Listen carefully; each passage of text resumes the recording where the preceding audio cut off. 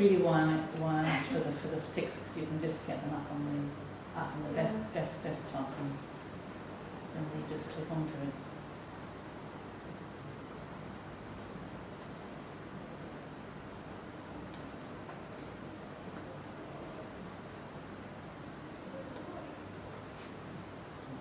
Some people want to come in, should we let them in? Yeah. You have enough people coming in? Yeah, that's fine, I don't mind. Sorry, I'm just trying to work out how to work. Do you want to come in?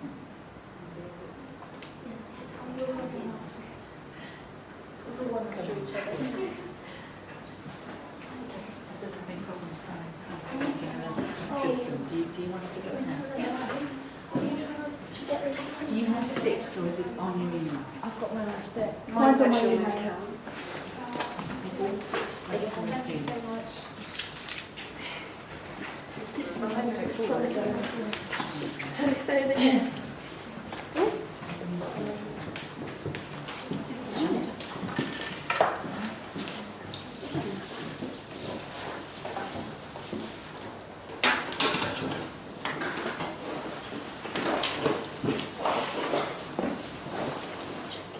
We are running a bit late because we couldn't get into the room, but because there's some leeway, because Francesca isn't well.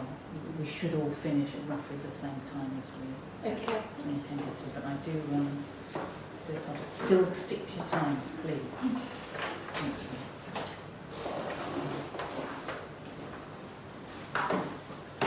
Okay. So I'm going to be looking at, as the title suggests, examining the transgression in literary women work and art. I'll be focusing primarily on what is a woman to do and on Charlotte Bronte's Villette.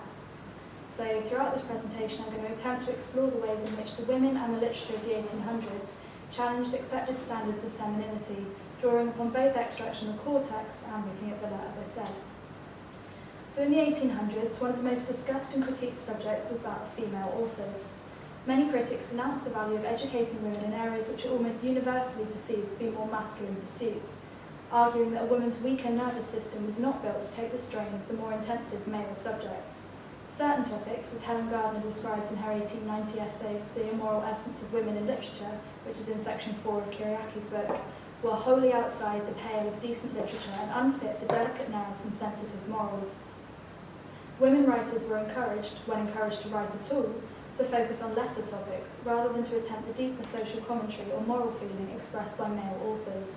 As the introduction to Gardner in the core text tells us, the distinction between men's and women's books reflects the gendering of 19th century writing.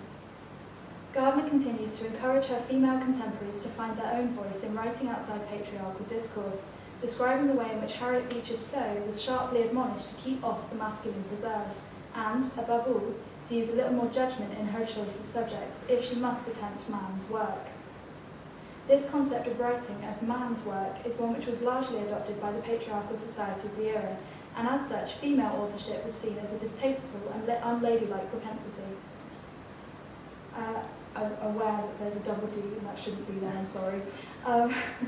As Mary Ann Stoddart warns in her 1842 essay, Female Writers, Thoughts on Their Proper Sphere and Their Powers of Usefulness, novelistic writing is exceedingly to be regretted for the learned woman, warning against the dangers involved in women's literary efforts to expand their emotional and intellectual boundaries into the rough struggles of public life. So how does this relate to transgression? In choosing to write about these subjects, female authors of this period, such as Bronte and Browning, can be seen as highly transgressive, rejecting the acceptable gendered writing in favour of an exploration of morality or challenges to the social norms, in particular the status of women. As Cobb describes in section 2 of the core text, the work of women such as these rejected the constraints of gendered dictates of life. As such, we as critics can describe feminine authorship as transgressive. If we're to consider Charlotte Bronte's Villette, we can conclude that this novel is one which transgresses several of the dictates of life to which Cobb refers. As Sharon Marcus argues in her 2009 book, Between Women, Friendship, Desire and Marriage in Victorian England, Villette can be viewed as a transgressive novel in that it depicts an indefinite marital conclusion.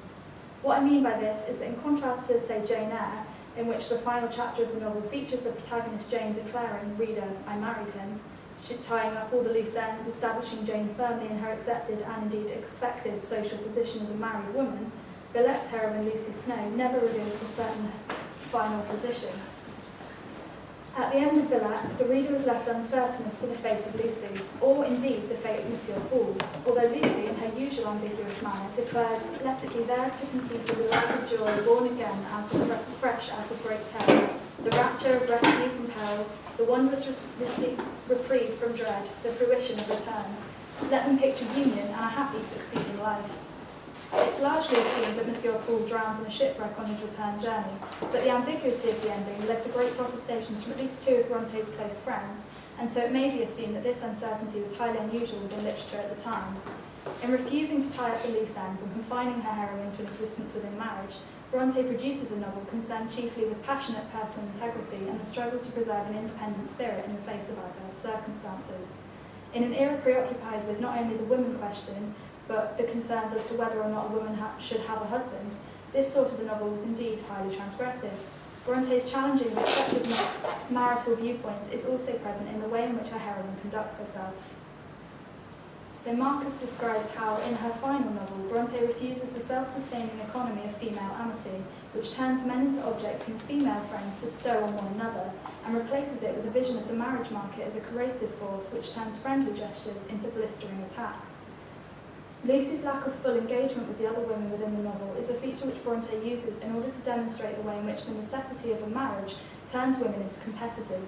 Lucy competes against Paulina for the affections of a man, which society dictates she must prize above all other things, and as such the female friendship is strained at best. Lucy never fully lets herself have female friends. She remains constantly alone. When at the art gallery, Lucy's preoccupation with the body and with looking at things which she's perhaps not to be looking at is embodied within the painting of Cleopatra. This is an example of the sort of painting that she's been looking at. Bronte provides us with a satirical look at the expected behaviour of women, while simultaneously demonstrating the continual construction of the female image and the male gaze. Lucy describes how the reclining Cleopatra ought to have been standing and ought likewise to have worn decent garments, transforming herself into the perfect embodiment of the didactic thinking on feminine behaviour. Her desire to continue looking, even when urged by Monsieur Paul to avert her gaze and to study instead the four pictures of a woman's life, and her continuous refusal to do so, establishes her as a transgressive woman, rejecting the established tradition of the male gaze and seeking instead to hold a gaze of her own. Bronte's transgressive heroine exists not to be seen, but to see others. One may choose to argue that Lucy Snow is a literary representation of a prevalent French concept, the woman of ideas. In his book French Art 1830 to 1848, Jansberg and Carton describes the way in which the woman of ideas was invoked constantly as a cultural sign for social threat.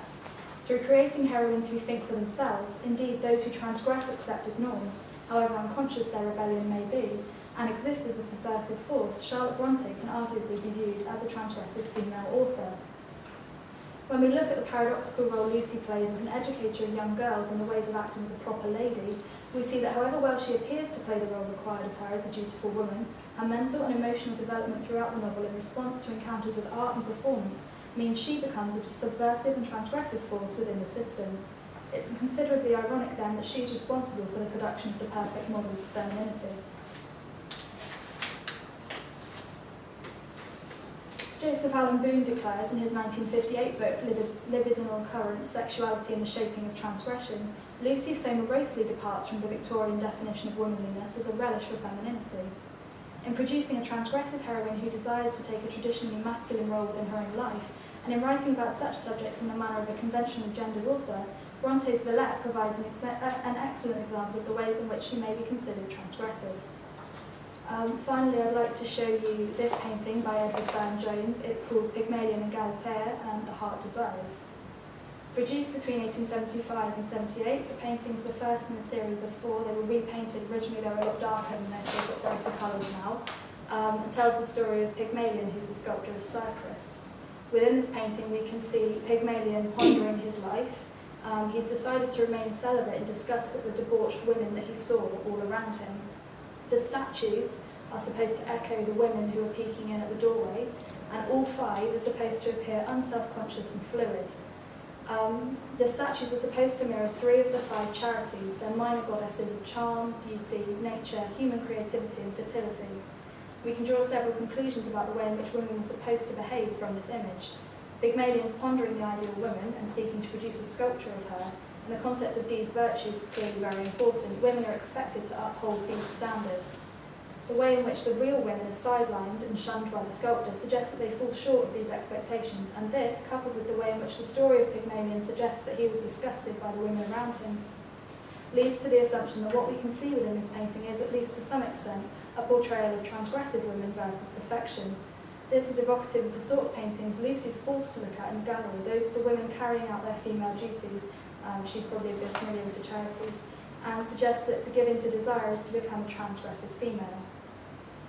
So throughout this, I've endeavoured to illustrate the ways in which Bronte can be considered transgressive as a female author, and indeed how her heroine can be seen as a reflection of transgressive social behaviour. And that's my video. Thank you very much, Tessa. That's Okay. great. So how far was her influence, do you think? How far, I mean, you're saying that she's not typical.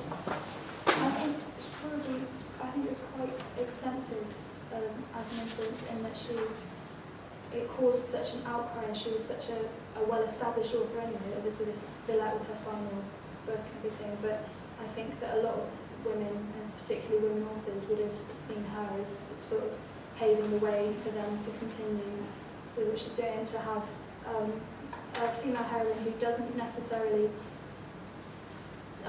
subvert the system obviously, but to do it in a way that's quite subtle, I think has probably been built on. Can you think of any? Have you read Brighton yet? Not yet. Well, read Brighton. Okay, thanks very much, Tessa. Can I just ask, how do you define, what constitutes transgression? On the one hand, it's a simple question given the presentation, but I know it's also very complex. For me personally, it could be completely wrong to be fair.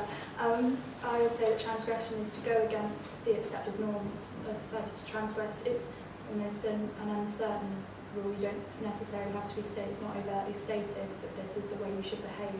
But if you were to subvert that in some way, you would be seen as transgressive. So to do that, though, we need to know what the norms are, but then that would take considerably more than 10 minutes. So, thank you very much. That's okay. Okay, we've got